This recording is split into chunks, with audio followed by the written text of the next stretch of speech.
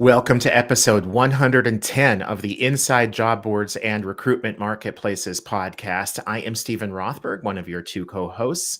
I'm also the founder of College Recruiter Job Search Site, where we believe that every student and recent grad deserves a great career and that it should be easy and inexpensive for employers to hire them. I'm joined today by my regular co-host, Peter Zollman, who appears to be in a new location. Peter, are you traveling? Yeah, I'm visiting Williamsburg, not the Virginia one, but the Brooklyn one again, visiting the grandkids. And so here I am. It's Peter Zollman, founder of the AIM Group. We provide business intelligence and conferences and consulting for job boards and recruitment marketplaces, and been doing it for coming up on 30 years. Long enough to know better. Long enough to have had black hair and more of it. And I had black hair at one point too. Yeah, and also much more of it. Yes. In any case, we wanted to talk about quality, right? Yeah. Because you and I are both quality individuals, and so we also wanted to talk about I won't go there. So we at College Recruiter, and I also hear when I'm talking to other leaders of job boards, recruitment marketplaces, that increasingly over the last few years, it happened before, but it's a lot more now. We hear employers, staffing agencies, ad agencies, whatever, our advertisers talking to us being job boards, about quality. They have like too much quantity. Don't send us so many candidates. Don't send us so many applications. What we really want is quality. And you and I wanted to talk about that today to, is this a thing?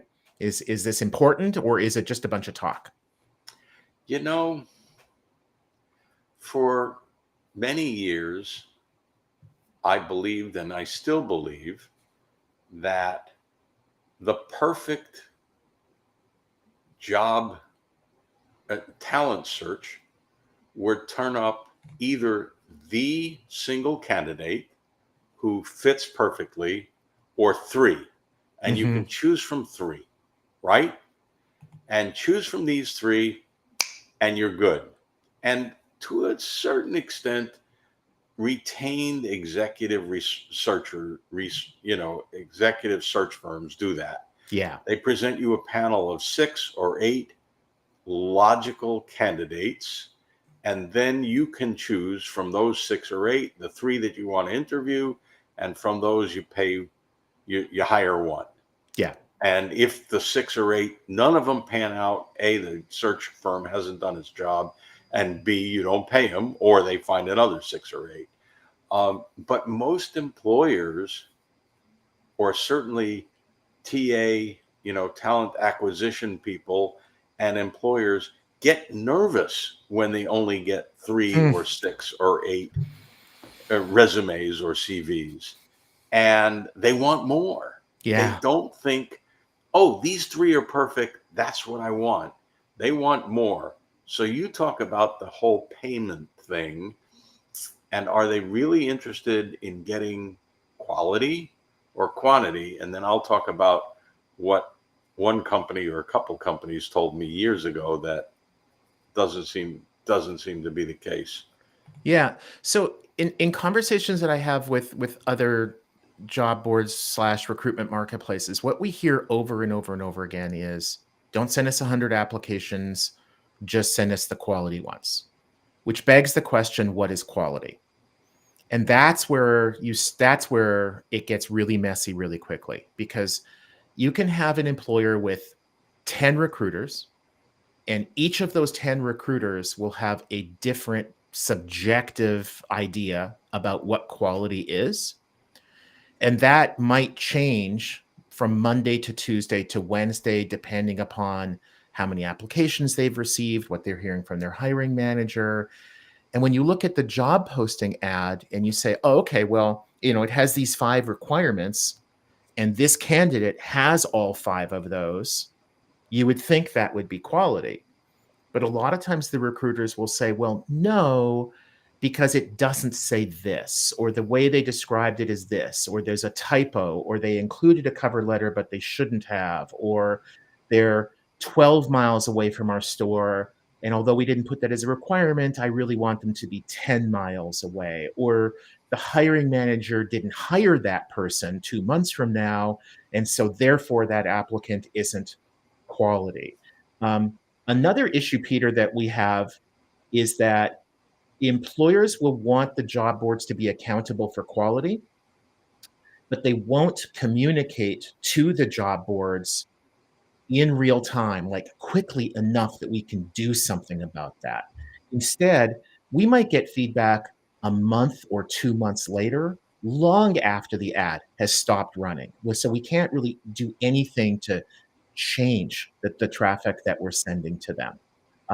So what I keep hearing from people is that the higher up in the organization you go, the VP of HR, the more likely it is that that person is going to say quality. But the people who are actually making the buying decisions, lower in TA, they tend to buy based on quantity. What's the effective cost per application? But what your thoughts? Well, two things. Number one, this is why Indeed is pushing so hard for disposition data. Yes. You know, how did people come through the funnel and what happened? And not only does that help company A, which ran the listing, but it helps Indeed deliver to company B, company C, company D, and helps College Recruiter better deliver to company B, company C, company D. Also helps Indeed or College Recruiter or whatever the job board recruitment marketplace is, helps you sell better. You know, okay, we can see we have these candidates and they work this way and so forth and so on. Separately, but not separately, I remember talking to an employer 5, 6, 7 years ago, and they said they were tracking so much information that they could track not only who they hired, but how they were, whether they were still with the company 6 months, 1 year, and 2 years later, they hadn't gone past the 2-year point, and how they were performing 6 months, 1 year, 2 years later. And I thought, holy smokes. I mean, ultimately, the holy grail is find me the candidate. Yeah. Or if I'm hiring 50, find me the 55 and I'll choose 50 of them. Ultimately, the holy grail is pay per hire on both sides, right? I mean, I would much rather pay as an employer for the 50 people I hire out of 50 than I would rather pay for 500 people whom I now have to screen and interview and screening, you know, and all that stuff. Get me the 50 that I want to hire. That's the ultimate. However, we're many steps away from that. One thing that's going to happen is that recruiters, hiring managers, and companies are going to have to get comfortable that, okay, these are the people whom I want to hire. There may be other people out there who would be equally qualified, but these are qualified employees. They're the candidates who meet my needs and requirements and culture and fit and all that stuff. And these are the people I want to hire. So I don't need to look beyond that. And that's going to take a lot of culture changing because, you know, if you presented a recruiter right now or a hiring manager with the perfect 3 candidates and said, that's all you get, choose from those 3, he or she, especially if he's a he, is going to look at it and say, oh no, I need more. Oh no, this is not good enough. Oh no, get me 20 resumes because that's what if I've there's always somebody done. what That's if what there's I've somebody always done. better out there? Yeah. What if there's that's it always becomes, what if there's somebody old better? habits, Yeah. old habits, old methods, old ways of doing things.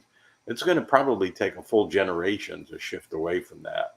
I mean, Yeah. from the time when people got resumes in the mail on paper and had a stack of resumes and looked at that stack and put this on this pile and this one on this pile and this one on this pile.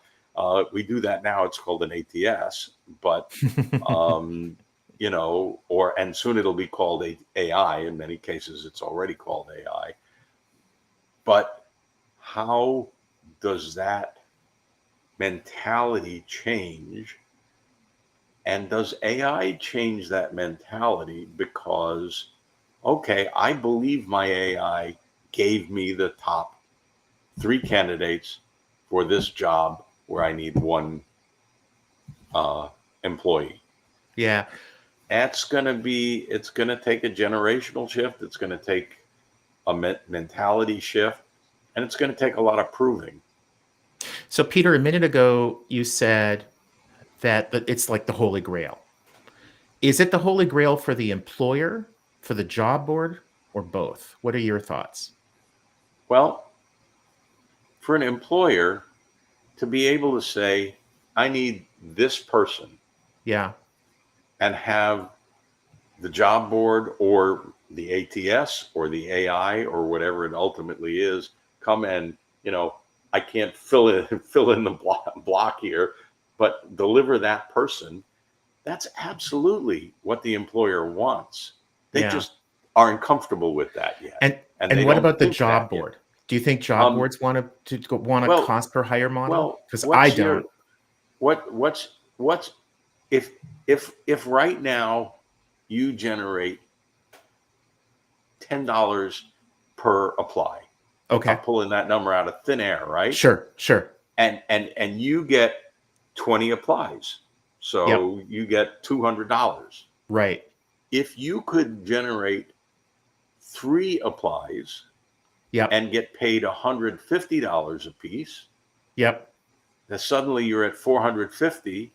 Your costs presumably have not substantially increased. Right. The employer's costs have gone down, not because they're spending less with you meaning a job board, but they're spending less time with talent acquisition, with screening interviews, with phone interviews, with all of that stuff. And time to hire goes from 6 weeks, because I have to go through all these processes and all these this, and time to hire just went to 2 weeks.